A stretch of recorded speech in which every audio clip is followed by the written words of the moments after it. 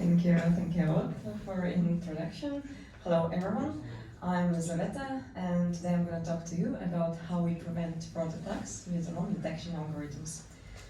First, briefly about myself. I've worked in Vault for more than 6 years, and actually data science Vault is roughly 7 years old, so I'm there almost from the start. And I'm for so long time at Vault, I'm still enjoying it because I really like this company and the projects which I'm working on. Currently, I'm part of fraud data science team, and our goal is to build various machine learning models to fight fraudsters. Apart from being passionate about data science, I'm passionate about yoga as well. And when you do yoga, you can relax more, you can sleep better, and with anomaly detection models, your sleep can improve as well. And in the end of my presentation, you will understand why. But right now, what I'm going to talk about today, I will give you a brief intro about our fraud team, because I want to show you reasoning why we started to work with anomaly detection models.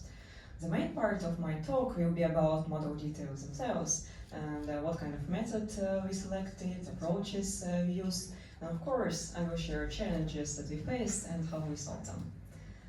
And let's jump in. So what is fraud? When I talk about fraud and Vault, I mostly mean payment fraud, because there exists also SMS fraud, campaign abuse and so on, but for now let's only focus on payment fraud because this is where most of our losses are coming from. There exist two main types of fraud, failed payments and chargebacks. Failed payments, it's cases where we can't capture money from users from their payment methods. And chargebacks, it's cases where customers dispute their transaction and we need to return money. Keywords for chargebacks are stolen cards. Is there anybody whose card was stolen or card details were stolen at some time? So it's a quite common actually case, and there exist many fraudsters out there, and that's what we fight at Vault. To illustrate you more what I mean, let me share with you fraud and reseller scheme. So how fraud works at Vault, imagine that there is a fraudster or group of fraudsters and they have a stolen cards. What they can do to cash out money from the stolen cards, they can create a channel on Telegram or a group on Instagram, and they can advertise 50% discounts for both services. Sounds attractive, isn't it? Yeah. Imagine there is a user who finds this channel, and the user needs to go to the airport, and they decide, okay, such a good offer, I will use it, and they write to Telegram, to that group. Probably they don't know that it's kind of a legal activity, but okay, for now let's miss this part and focus on what fraudsters are doing. So user needs to go to the airport, they contact Telegram group, and fraudsters order in our app, Vault app, and pay with a stolen card. And the moment of transaction, we may not know that the card is stolen, so we approve the order, and then Vault provides a service for that user, and the user drives to the airport. What happens? That user pays to the reseller, not to us. But after some time, bank contacts us, and we receive the chargeback, and we need to return money, because it was a chargeback, it was a stolen card.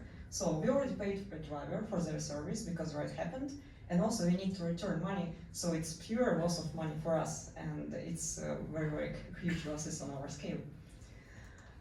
This is our one example, but reality is, remember that we operate in more than 40 countries, 50 countries across the globe. And fraud is different in Africa compared to Europe, for example. Also, fraud and reseller scheme, it's mostly for ride-hailing, but in rentals, this might be creative teenagers trying to ride for free on our scooters, or in delivery, this may be fake providers creating fake restaurants and cooking fake food, basically. Fraud and reseller scheme, which is just shared, is just one example, but imagine there is a huge group of people with an enormous amount of stolen cars, and they find a loophole in our payment system. If they find it, they will start abusing it right away in huge volumes, because they understand if we find them, we will stop them and they cannot do this anymore. So when there is a huge amount of fraudsters trying to do that fraud in a short period of time in huge volumes, we call it fraud attacks. And obviously, as a fraud team, we want to be aware about such events to prevent them as fast as possible and to prevent potential losses. Now, so as we want to keep fraud under control, we as a fraud team, we are very data driven, and we have a lot of our fraud metrics because we want to monitor and keep our lights on. But remember the scale about our markets, about business lines, and in reality, it's not just one dashboard. It's many dashboards which our fraud analyst needs to constantly monitor. And our fraud analytics team is very small compared to the size of our business. But they are very smart, and they need to monitor everything that our fraud losses are not increasing. But having all that dashboards, sometimes on high level, you can monitor and everything might look good.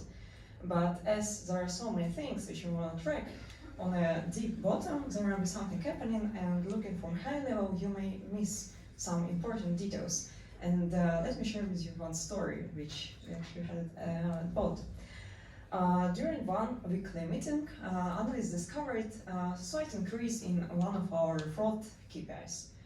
Kind of bigger than previous weeks, just kind of not very much compared to our previous trends. So, but still, kind of we started questioning, is there anything happening there? And analysts started to dig in further to investigate what is going on. That before it was like a global metric, but looking into country level metric, analysts discovered that actually there is a huge increase for one country. And if before everything was like kind of a question, right now it was not a question anymore. We had a problem and we need to investigate. Then digging in further into particular like cards which were used for orders in that country, we see that problem is there, and it was there already for some time. Because when you see this chart, the problem is obvious. This chart about orders happening in UK and paid with Libyan cards. So obviously Libyan cards are not very popular in UK, and you would expect volume like close to zero, as it was there some weeks before. But then on that week, 3 weeks before we've noticed that case, there was already increase. And the second week increase was already bigger, and probably like that, when we noticed it, it was already late. We had like many losses, but if you look at this chart, you may think that could be prevented even earlier on. So we had a problem that many review of our metrics was low, and the fraud attacks went unnoticed for several days and weeks.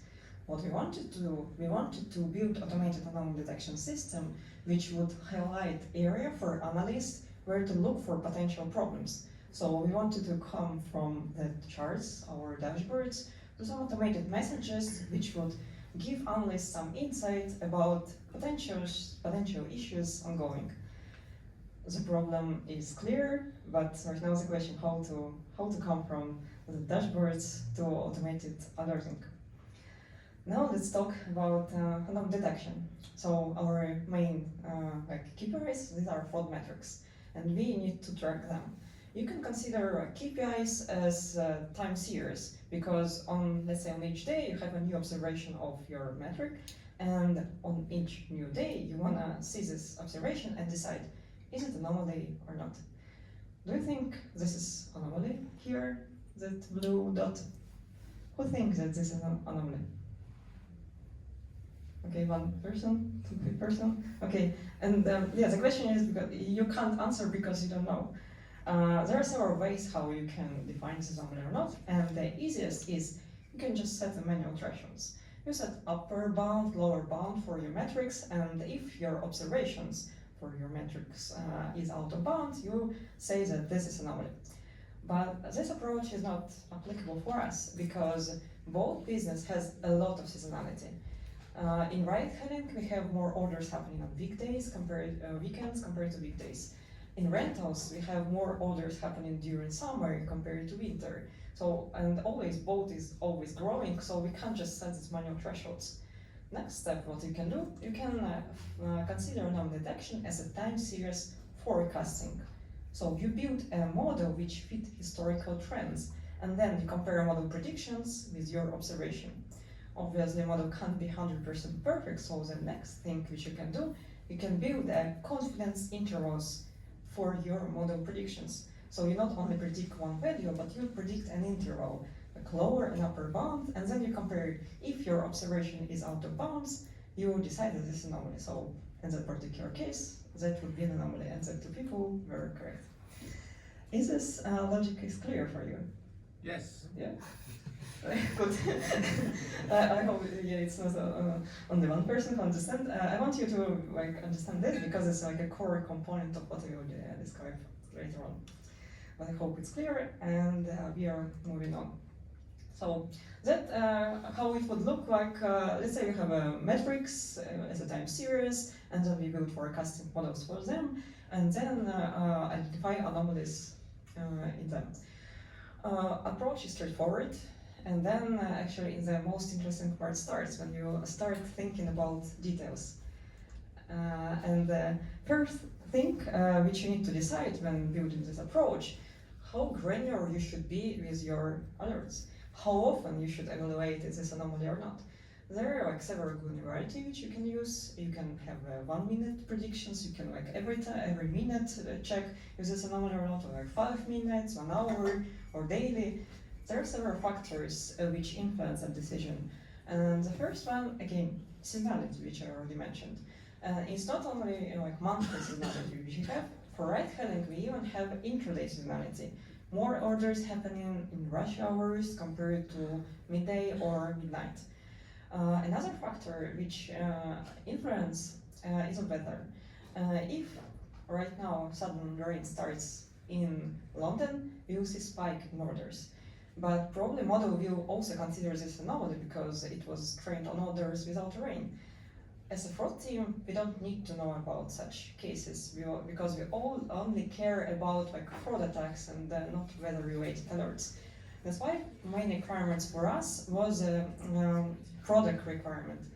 As I mentioned before, our fraud attacks were missed for like days or weeks, and we decided, okay, daily alerts is enough for us.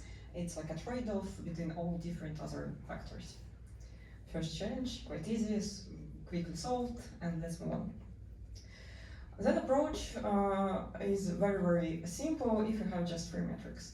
But reality is that given our scale, if we multiply number of markets we are in by number of our fraud metrics, and let's say we wanted to go to slice it by card countries, we have more than 10,000 different combinations.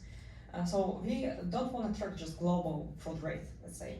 We wanted to track something like number of failed payments in Spain paid by Estonian cards, because that's like usually how fraudsters operate. They choose some like particular detail which work for them, and that's what as a fraud team we want to know about. So a lot of different combinations which you want to track. And for model, it means that we don't have like 3 time series. We have now 10,000 of time series where we need to do forecasting. The main challenge here actually is not a scale. As at Bolt we have internal machine learning platform, we can easily train like thousands of models. It's not a problem from like the engineering point.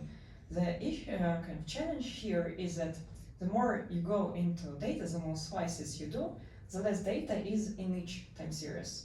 So talking about or failed payments in Spain with Estonian cards, it's kind of not very common to pay with Estonian cards in Spain, have failed payment there.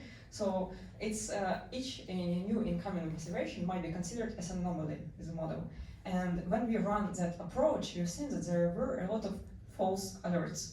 Of course, that approach already also covered our historical fraud labels, but also there were many errors done by model, because the less data is in your time series, the less accurate the forecasting model is, and the more change that it will produce errors, and errors mean false alerts. So data is highly dimensional, and the first thing which you will see if you ask ChatGPT or Google about how to reduce dimensionality, of course, it's a principal component analysis. Have you heard about this method? Yeah? Somebody, yeah? Can somebody explain this? Can you explain it? One dimension which method, that's all. And you throw away all the rest. Kind of, yeah. Linear combination of this method analyzes the variance in your initial data, and it's like a summarizing a story with a few keywords, making it easier to understand and work with. So with principal component analysis, we initially have all that thousands of time series, we override PCA, and then we have only, let's say, 4 time series to work with. So we reduce dimensionality from thousands to just 4. And for just example, in our models, we have a different number. So when we decide, okay, as PCA preserves the variance, and that's what we care about, we apply this approach. So applying principal component analysis and then run forecasting models for principal components themselves and identify anomalies in them. We tried this approach, we tested on our historical data, and we've seen that actually it works. It was able to catch our fraud attack from the past. One important aspect here is how you choose that number of components. And what we looked at was a cumulative explained variance. This kind of beauty of PCA is that the first component explains the most variance of your data, the second most, and then kind of summing them up, you receive this cumulative variance explained. For us, the threshold was around 90%. We decided that's what we want to target, and that's how we're choosing this number n. Challenge solved. What's next? The next thing is that when we run this approach, let's say we run and one day we get this alert, anomaly in principal component number 3. And analysts are reviewing this alert and what they can do with this. Anomaly in principal component number 3. Not very descriptive, because when reducing the dimensionality of data, we reduce explainability as well. But for us, it's crucial, because if we just send this alert, it will mean that analysts will need to dig from the start. They will not understand where to start their investigation and their analysis to check where fraudsters are actually do their things. So to solve that, we decided to do the following. Let's say we run this PCA forecasting model for principal components. If there are no anomalies detected in principal components, we decide, okay, we say to analysts, everything is good, nothing to worry about, no alerts for that day. But if, as on the plot, there is anomaly in forecasting models for principal components, we come back to initial data, because we know what the initial time series stands for, and for each of them we run forecasting models and identify anomalies there. As in this example, let's say we discovered anomaly in time series 1, but we know what time series 1 is, and for example, these are failed payments in Estonia with Chinese cards and Australian phone numbers. And this is actually already a lot of details for analysts to look and start their analysis, checking others actual fraudsters or not. So this challenge solved. The next part. With this case of, let's say like one day analysts receive this alert, increase of failed payments in Estonia with Chinese cards and Australian phone numbers, we not only tell that just descriptive alerts, we also tell what is the model prediction, and let's say it will be like 50 euros, and what is the observation, let's say it's 100 euros. And also we tell what is the absolute and relative difference between model prediction and observation. And with this case of model predictions 50 and observation 100, a relative increase is huge, it's 100%. But the absolute difference is just 50 euros. And 50 euros on both scale, actually it's quite small amount. And when talking with the fraud analysts, we discovered that we don't need to care about such small alerts. Small deviation actually doesn't matter, and we wanted to know only about huge events which can lead to big losses. That's why we decided to introduce thresholds to filter out small deviations based on percentage and based on kind of euro or count amount. Another thing which we experimented with are confidence intervals. So remember the plot from the beginning. When you build a confidence intervals for model predictions, you can choose what kind of confidence intervals to have. 90%, 95%, 99%. And this was just like experimentation with. We played with different numbers, and after kind of feedback, based on feedback from analysts, we decided we only care not only about bigger events, but also about events where a model is very confident that this is anomaly, this is potential fraud attack. So that's why we've chosen this 99% confidence interval, quite high, quite wide confidence of the model, but the model should be like very sure that this is something wrong. Now that was the challenges, and you've seen that part before. The only step which we added applied thresholds, and of course it's reduced dramatically amount of false alerts and highlighted only areas with a bigger potential fraud attacks. The pipeline which I just described, kind of everything is automated, and with the help of our internal machine learning platform, everything runs on schedule, periodically runs a principal component analysis, runs all the forecasting models, and then on a daily basis sends alerts to Slack for analysts to review. One more thing which I want to talk about is the forecasting model itself. There are many ways how you can do time series forecasting. You could do with linear regression, why not? The simplest way. You could use autoregressive moving average, or you can apply a RIMA model, or all its different variations.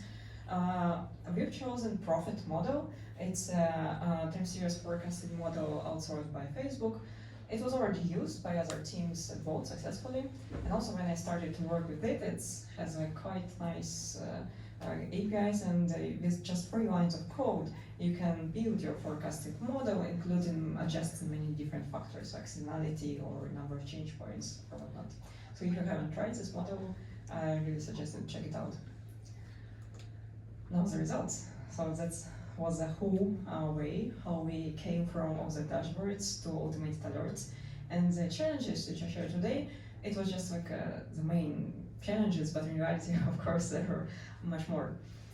Right now this model works about 4 months in a year, and truth is that alerts are not so common, because fraud attacks, like big fraud attacks, it's rare events, and that's why we don't expect like hundreds of alerts coming every day. In our experience, these alerts are coming like 5-7 days per month, so they're not much of a kind of flood with false alert for analysts. And usually what is said by model, it's very, very like confident, probably huge issues which are behind. During all the time when we had this pipeline running, we were able to catch some of fraud attacks, and for both it means like several millions of euros saved. But as a side effect, there are some data issues of our main important data sources discovered and fixed after that. Or once we observed city events as well. When I was coming back once from Helsinki in November, I discovered a message from Anomaly Detection about increased rights in Finland. Finland, some big event, November, Helsinki, any clicks? Slash. Of course, it was Slash conference, which caused a lot of additional orders in Helsinki. And also once we discovered some marketing abuse. That screenshot is from one TikTok video which went viral in France, promoting our promo code which gave a free discount for rights. Many people watched that video, and we saw alert indicating increasing numbers of orders in France as well. Now, to takeaways. What I want to remember about my talk. The first thing is that approach I described is a quite generic one, and it can be applicable for other similar use cases. At Bolt, we also develop internal anomaly detection library, which can be used by other teams, and they are using it for other similar use cases. The second thing is that whenever you're working with anomaly detection system, monitoring, alerting, always adjust your alerts. Be kind to people who are like reviewing that alerts, because alert fatigue is real. You need to reduce the amount of forced alerts, because if people are flooded with notifications and after checking some of them they discover that most of them are false, they will just not trust the system, and the system as a whole will be useless, and obviously you don't want it. The third thing is that alert explainability is also important, and model itself would be very kind of not very applicable if there would not be actions done based on alerts. At the fraud team, we communicate a lot with analysts to discover what we can improve, what information we can add to make scalability even higher. So this part is also very important. And last but not least, fraud team can right now sleep peacefully at night. And this is a real feedback which I got from one of my colleagues. And she shared that knowing that there is anomaly detection models scanning through our metrics and sending alerts, she doesn't need to constantly monitor dashboards and she can sleep peacefully at night. So when you want to improve your sleep, you can build anomaly detections models or you can do yoga. But we're going to do both. Thank you.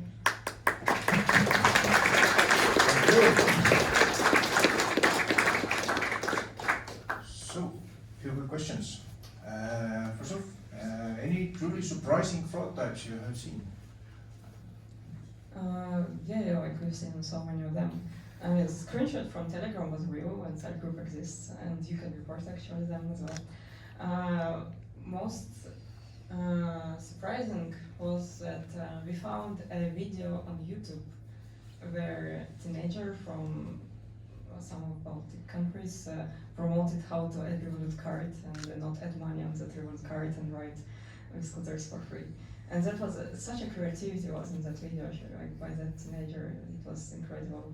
But of course, yeah, we've seen that video, we understand how it's done, and we close that path for them.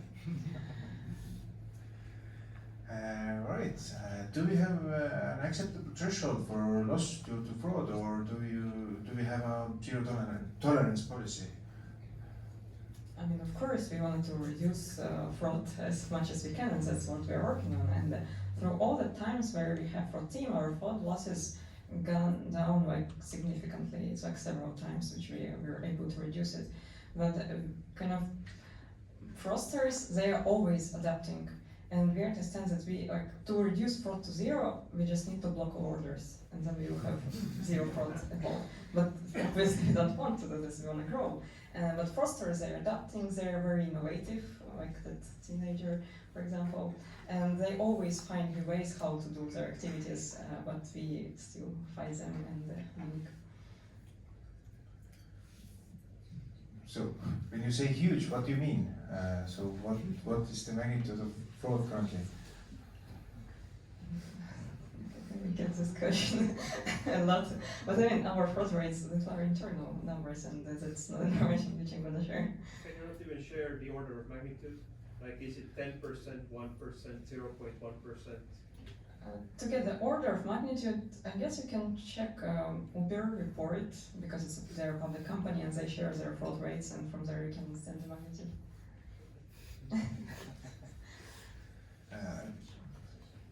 So, very important question. Why do we call it fraud team, not the anti-fraud team? It's just a question of like what do you prefer? Some like, even both. Some people call it anti-fraud team. Some people call it fraud team.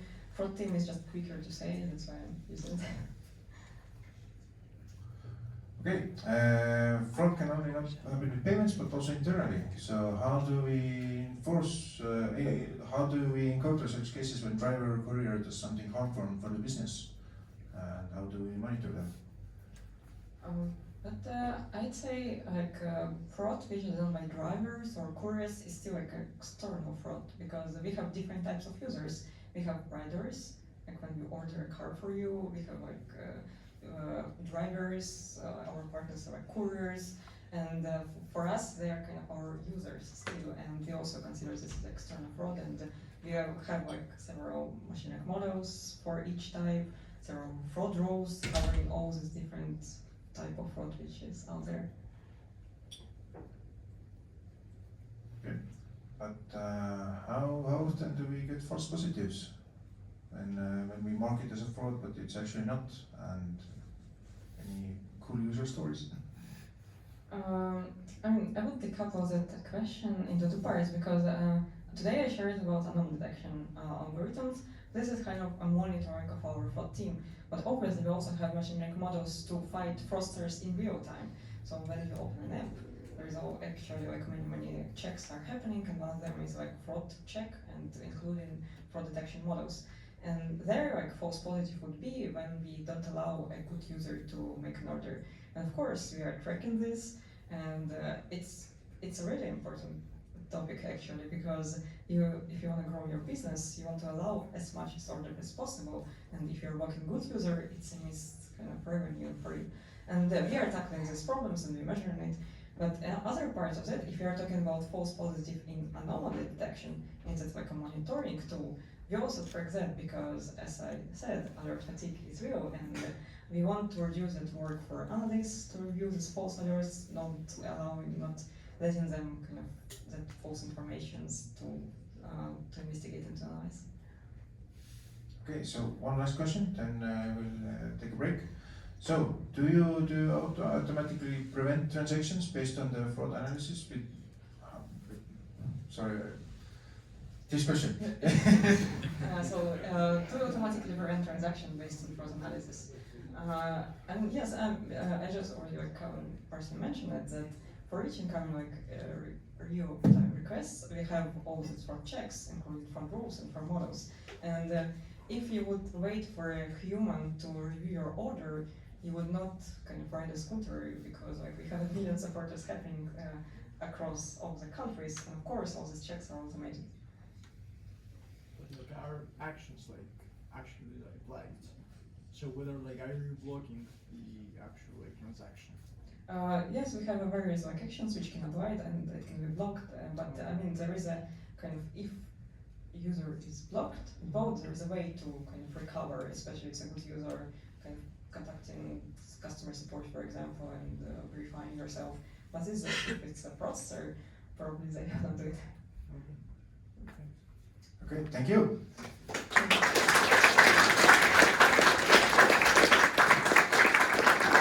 So, now a quick break. I think it was 20 minutes, right? Get some new drinks.